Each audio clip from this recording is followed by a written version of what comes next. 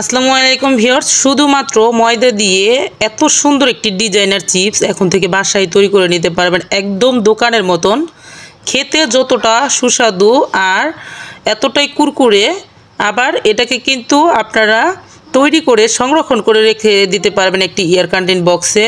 এত সহজ এই চিপসগুলো তৈরি করা। তো দর্শক, আমি ইউটিউব ঘাঁটতে ঘাঁটতে এক দিদিকে দেখি, উনি প্রতিনিয়তই এই চিপসের ভিডিওগুলো তৈরি করে থাকেন। তো দেখার পরে অনেক আমার আগ্রহ জাগে যে আমিও এই চিপসগুলো তৈরি করব, আসলে হয় কিনা দেখে নেব। তো মাশাআল্লাহ একদম পারফেক্ট হয়েছে চিপসগুলা। তো দর্শক, এত সহজভাবে তৈরি করার এই চিপসগুলা, তার জন্য আপনারা আমার সাথেই থাকুন কিভাবে তৈরি করে নেওয়া যায়।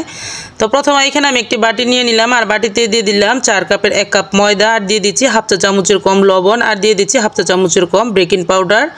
বেকিং পাউডারটা হাতের কাছে থাকলে দিবেন, না থাকলে অপশনাল, স্কিপ করতে পারবেন। শুকনো উপকরণটা আমি একটি হ্যান্ড ব্লিটারের সাহায্যে একটু মিশিয়ে নিলাম। তারপর অল্প অল্প করে পরিমাণের পানি দিয়ে একটি পাতলা ব্যাটার তৈরি করে নিব। খুব পাতলা করব না, আমি যেই পরিমাণের পাতলা ব্যাটারটা তৈরি করব আমি শেষের দিকে দেখিয়ে দিচ্ছি কতটুকু ঘনত্ব ছিল আমার এই পাতলা ব্যাটারটা। তো দেখলেই বুঝতে পারবেন। এখন আমি একটু একটু করে পানি দিয়ে খুব ভালো করে বিট করে নিচ্ছি। এখানে যাতে কোনো গুটুলি বা দলা না থাকে সেইভাবে বিট করে নিতে হবে। যদি এখানে দলাটা থাকে তাহলে কিন্তু আমরা তৈরি করার সময় সমস্যায় পড়তে পারি, তৈরিটা ভালো হবে না। এর জন্য খুব সুন্দর করে দেখুন বিট করে নিলাম হ্যান্ড ব্লিটার দিয়ে। আর এই যে শেষের থেকে ঘনত্বটা আমি দেখিয়ে দিলাম কতটুকু ঘনত্ব দেখুন। এখন আমি 2টা 4 কাপ নিয়েছি, আর কিছু কিছু ব্যাটার একটু উঠিয়ে রাখতেছি। এগুলোতে আমি ফুড কালার দিয়ে দেব। এই ফুড কালার দেওয়াটা একদম অপশনাল, আপনাদের ভালো লাগলে দিবেন, না লাগলে দিবেন না। আমি যেহেতু ভিডিও তৈরি করব তার জন্য সৌন্দর্যের জন্য একটু ফুড কালার দিয়ে দিচ্ছি। আপনারা চাইলে কিন্তু সাদাই তৈরি করে নিতে পারবেন। আর দর্শক, কথা বলতে বলতে বলে দেয়, যারা আমার ভিডিওটা অন করেছেন তারা হয়তো ভুলে গেছেন একটি লাইক দেওয়ার জন্য। একটি লাইক দিয়ে দিবেন আর ভিডিওটি লাইক দিয়ে কন্টিনিউ করবেন। আর যারা আমার চ্যানেলটিতে নতুন তারা আমার চ্যানেলটিকে সাবস্ক্রাইব করবেন, আর যারা অলরেডি সাবস্ক্রাইব করে রেখেছেন তাদেরকে জানাই অসংখ্য ধন্যবাদ। ভিডিওটি ভালো লাগলে অবশ্যই বাসায় একবার ট্রাই করে খেয়ে দেখতে পারেন। আর আপনারা আমার সাথেই থাকুন, আমি বাকি অংশগুলো দেখিয়ে দিচ্ছি। তো এখন কিন্তু আমি একটি চামচের সাহায্যে এই কালারটা মিক্স করে নিচ্ছি, ফুড কালারটা। তো তারপর আমি কিন্তু খুব সহজভাবে তৈরিটা করে নিচ্ছি এই চিপসগুলা। তো দেখুন এখানে কিন্তু আমার কালারটা মিশানো হয়ে গেছে। তো এই পর্যায়ে আমি একটা নিয়েছি পটেটো চিপসের খালি খোসাটা নিয়েছি, যে প্যাকেটটা আছে সেটা। তো এই প্যাকেটের ভিতরে কিন্তু আমি ব্যাটারটা ঢেলে নিব। প্রথমে আমি হোয়াইট কালারটা ঢেলে নিচ্ছি, এটা প্রথম তৈরি করব। তারপর আমি এক এক করে কালারিংগুলো তৈরি করব। হাতে থাকা উপকরণগুলো দিয়েই কিন্তু এভাবে এত সুন্দর করে চিপসটা তৈরি করা যায়। এখন আমি কোনটাকে একটু কেটে নিচ্ছি। তো এদিকে আমি চুলাতে পাতিল বসাই দিছি, পাতিলটাতে পানি দিয়ে বসাইছি। এটা কিন্তু বলক চলে আসছে। এই পর্যায়ে আমি একটি স্টিলের থালা দিয়ে দিচ্ছি উপরে, আর থালাটাতে কিন্তু অবশ্যই তেল ব্রাশ করে নিতে হবে। তো আমি কিন্তু কিছু পরিমাণে তেল ব্রাশ করে নিচ্ছি। আর দেখুন আমি ডিজাইনটা কিভাবে দিয়ে দিচ্ছি। আপনাদের পছন্দ মতন এভাবে কিন্তু ডিজাইনটা দিয়ে দিতে পারবেন, আর সহজভাবে তৈরি করা যায়।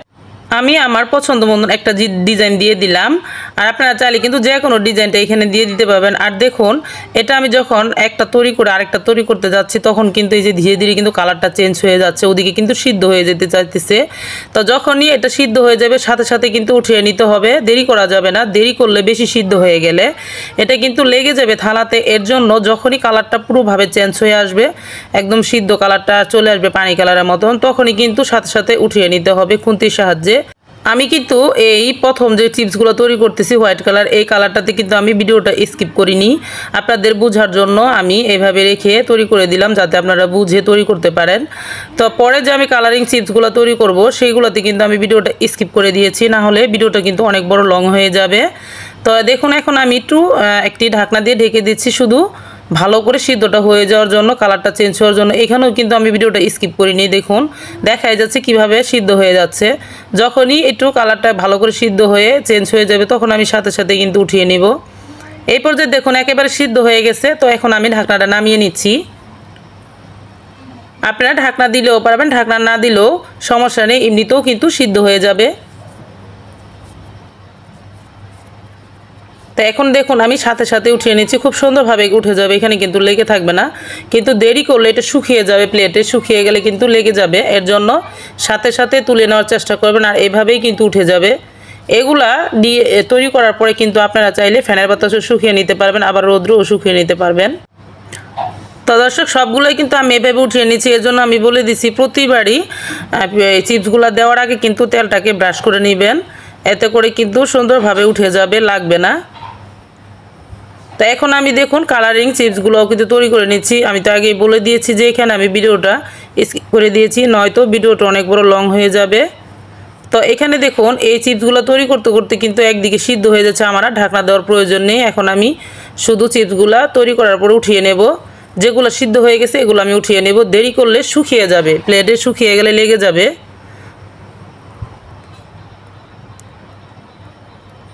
চুলায় পানিটা বলক চলে আসলে কিন্তু চুলাটা মিডিয়াম লো আঁচ করে নিয়ে তারপরে এভাবে চিপসগুলো তৈরি করতে পারবেন। তো আমি 3টা কালারে কিন্তু আপনাদেরকে দেখিয়ে দিলাম কত সহজভাবে বাসায় এই চিপসগুলো তৈরি করা যায়।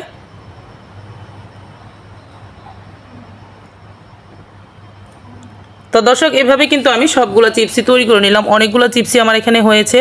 এখন আমি এগুলো রোদ্রে শুকিয়ে নেব। রোদ্রে শুকালে ভাজার সময় একটু বাঁকা বাঁকা হয়ে যায়। আপনারা চাইলে কিন্তু ফ্যানের বাতাসে শুকিয়ে নিতে পারবেন, ফ্যানের বাতাসে শুকিয়ে নিলে সেই বাঁকা বাঁকাটা হবে না এখানে আর। তো প্রতিটা চিপসগুলো কিন্তু শুকিয়ে দেখুন কতটা সুন্দর হয়েছে, একটা চিপসও কিন্তু ভেঙে যায়নি। তো এইগুলোকে কিন্তু আমি এখন একটি এয়ার কান্টেইন বক্সে রেখে দিতে পারবো সংরক্ষণ করার জন্য। আপনারাও চাইলে কিন্তু একটি এয়ার কান্টেইন বক্সে রেখে দিতে পারবেন সংরক্ষণ করার জন্য। আর যখন ইচ্ছে তখনই কিন্তু ভেজে খেতে পারবেন, বাচ্চারা খুবই পছন্দ করবে এই খাবারগুলা। আর এটা খুবই পুষ্টিকর খাবার হবে যেহেতু নিজের হাতে তৈরি। তো দর্শক আপনারা চাইলে কিন্তু এভাবে তৈরি করে সংরক্ষণ করে রেখে দিতে পারবেন 6 মাস পর্যন্ত। তো এখন আমি এগুলাকে ভেজে নেব। তো দর্শক আবারও আমি বলে দিচ্ছি, আমার নতুন নতুন ভিডিও পাওয়ার জন্য আপনারা পাশে থাকা বেল বাটনটি বাজিয়ে দিবেন, চ্যানেলটিকে সাবস্ক্রাইব করবেন, একটি লাইক দিয়ে দিবেন আর আমাকে ভালো মন্দ সব কিছু কমেন্টে জানিয়ে দিবেন। তো এইভাবে দেখুন আমি এই যে একটি কড়াই বসাই দিছি, কড়াইতে কিন্তু আমি এখানে তেল দিয়ে রেখেছিলাম। আর সেই তেলটা কিন্তু আমার আগে থেকে ব্যবহার করা। তেলটাকে প্রথমে হাই হিটে ভালো করে গরম করে নিয়ে তারপরে চুলাটাকে মিডিয়াম লো আঁচ করে হালকা আঁচে কিন্তু এগুলাকে ভেজে নিতে হবে। আর এগুলো কিন্তু দেওয়ার সাথে সাথে খুব দ্রুতই কিন্তু ভাজা হয়ে যাবে। তো আমি একসাথে কতগুলা ভেজে দেখালাম আর সবগুলো আমি একইভাবে ভেজে নিয়েছি। তো দেখুন কতটা সুন্দর হয়েছে এই চিপসগুলো ভাজা আর তৈরি করার, খেতে কতটা মজাদার হবে। এগুলো এখন আপনারা চাইলে কিন্তু মিঠাই দিয়ে শিরা করে উপরে ছিটিয়ে দিয়েও খেতে পারেন, আবার চিনি ছিটিয়ে দিয়েও খেতে পারবেন, আবার এমনিতেও কিন্তু খেতে পারবেন। তো একটা আমি আপনাদেরকে ভেঙে দেখিয়ে দেব আসলে এটা কতটা কুরকুরে হয়েছে।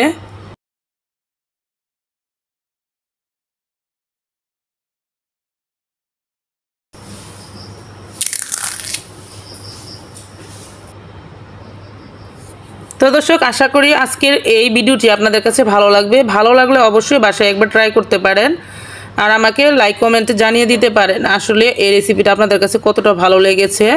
আশা করি ভালোই লাগবে। তো আজ এই পর্যন্তই, আরও একদিন চলে আসবো নতুন কোনো ভিডিও নিয়ে ইনশাল্লাহ। ততক্ষণ পর্যন্ত আপনারা সকলে ভালো থাকবেন। সকলকে জানাই অসংখ্য ধন্যবাদ। আল্লাহ হাফেজ।